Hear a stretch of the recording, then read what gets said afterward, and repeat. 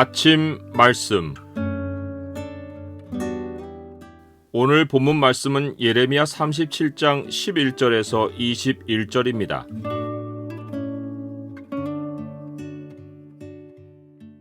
시련의 상황을 선으로 바꾸시는 하나님. 오늘 본문을 소망의 창으로 보면 어려운 일을 당해도 주님께서 어떻게 선이 되게 하시는지가 보입니다. 소망의 창을 보여주는 구절은 37장 21절입니다. 이에 시드기야 왕이 명령하여 예레미야를 감옥들에 두고 떡 만드는 자의 거리에서 매일 떡 한 개씩 그에게 주게 하매 성중에 떡이 떨어질 때까지 이르니라. 예레미야가 감옥들에 머무니라. 억울한 일을 당하면 나는 어떻게 반응합니까? 오늘 본문의 예레미야가 그 사례를 보여줍니다. 바벨론의 군대가 애굽 군대를 두려워하여 잠시 예루살렘을 떠난 사이 예레미야는 베냐민 땅에서 분깃을 받으려고 예루살렘을 떠나려 했습니다. 예레미야는 일전에 여호와 하나님이 반드시 이 땅으로 돌아온다는 징표로 밭을 사라고 해서 친척에게서 밭을 산 일이 있습니다. 그동안은 행동에 제약이 있어 문서로만 매매했는데 이제는 땅을 직접 보고 소유로 확정하려 했습니다. 그런데 예루살렘 성읍의 베냐민 문에서 문지기의 우두머리에게 붙잡혀 신문을 받았습니다. 문지기는 예레미야가 바벨론에 항복하려 한다고 누명을 씌워 고관들에게로 끌어갔습니다. 예레미야가 거짓이라고 항변해도 소용이 없었습니다. 고관들은 분노하여 예레미야를 때리고 웅덩이를 개조한 옥에 예레미야를 들여보내고 뚜껑을 씌웠습니다. 예레미야는 습하고 더러운 웅덩이 바닥에서 여러 날을 보내며 여기서 죽겠다고 생각했습니다.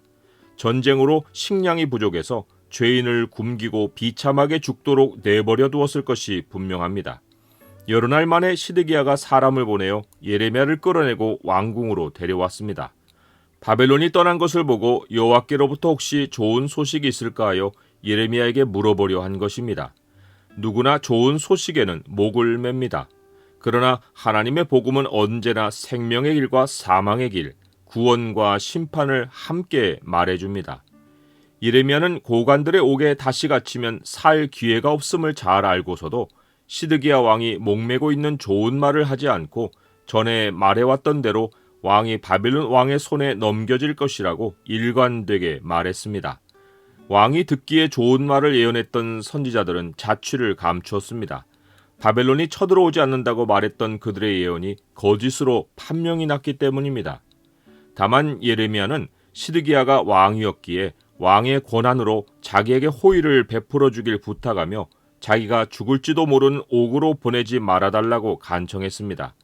예레미야가 시드기야가 듣고 싶지 않은 말을 전했고 그의 멸망을 예언했지만 그렇다고 왕 앞에서 그를 멸시하는 태도를 보이거나 권세자에게 마땅히 보여야 할 예의마저 잃은 것이 아니었습니다. 왕의 명령으로 예레미야는 옥이 바뀌어 감옥들로 옮겨졌습니다.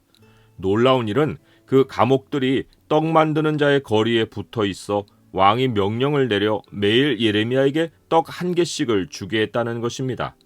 다른 사람들이 필사적으로 생존을 위해 자기 먹을 것을 사서 먹어야 했던 때에 하나님은 성중에 떡이 떨어질 때까지 예레미야의 생명을 감옥들에서 지켜주셨습니다. 예레미야는 억울한 일을 당하고 옥에 갇힐 때 이 상황을 이해할 수 없었을 것입니다. 하지만 옥에 갇히는 바람에 감옥들에서 생명을 유지하는 길이 열린 것입니다.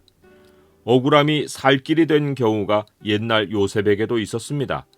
야곱의 아들 요셉도 형들에 의해 물없는 웅덩이에 던져지고 이스마엘 상인들에게 노예로 팔려 애굽으로 끌려가는 억울함을 당했습니다. 보디발의 집에서는 모함을 당해 옥에 갇혔는데 그곳은 왕의 죄수를 가두는 곳이어서 장래에 풀려나오는 실마리가 되는 사건이 그곳에서 벌어졌습니다.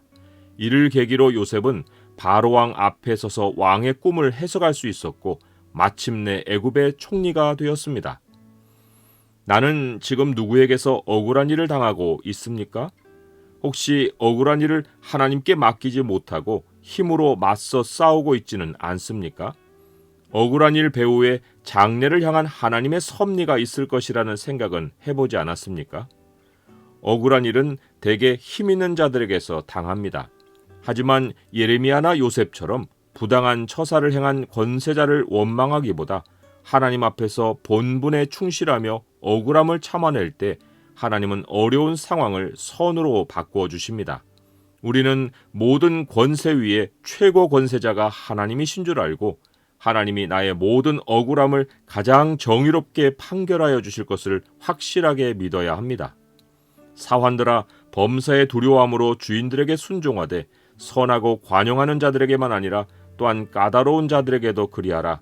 부당하게 고난을 받아도 하나님을 생각함으로 슬픔을 참으면 이는 아름다우나 죄가 있어 매를 맞고 참으면 무슨 칭찬이 있으리요.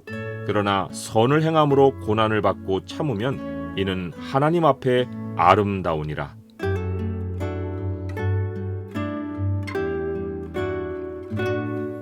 주님, 인생의 바닥을 쳤다고 생각할 때 거기서도 주님은 구원을 베푸시는 전능자이십니다. 억울하게 하는 세상만 잊지 않고 공의로우신 주님이 계심을 잊지 않게 하옵소서. 신원해 주시는 주님이 계심을 기억하고 인내하게 하옵소서. 예수 그리스도의 이름으로 기도드립니다. 아멘.